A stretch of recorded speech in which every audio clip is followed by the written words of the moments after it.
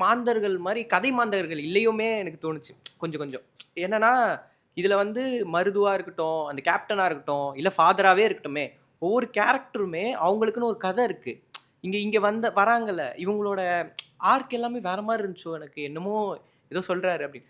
இப்போ இப்ப ஐயா பேசினார்ல, அந்த இதுல நீங்க சொல்லும்போது தான் தோணுது, ஆமா நம்ம ரைட்டர் ரைட்டர் தான் போல உள்ள இருக்க மாந்தர்களுமே அந்த மாரி தான் ட்ரீட் பண்ணியிருக்காரோ! அப்டின்ற ஒரு ஃபீலே இப்ப தான் வருது. ஆமால, இப்ப எனக்கு தோணுது ஒயிட் நைட்ஸ் திரும்பி போய் பார்க்கணும். படிச்சா இப்ப எனக்கு தோணும். ஓ! சார் வந்து இப்டி தான் சொல்லியிருக்காரு போல. இவங்க தான் இவங்க போல. இவங்க தான் அவங்க போல அப்டின்ற மாரி எனக்கு இப்ப தான் உள்ள போய் நெறைய படிக்கணும்னு தோணுது. ஆக்சுவலி நான் வந்ததே அதுக்கு தான். ஏன்னா எனக்கு இயற்கை வந்து அவ்ளோ பிடிக்கும். அவ்ளோ பார்த்துருக்கேன். எனக்கு எல்லாமே நீங்க இப்ப என்னென்ன சொன்னாலும் எனக்கு தெரியும்.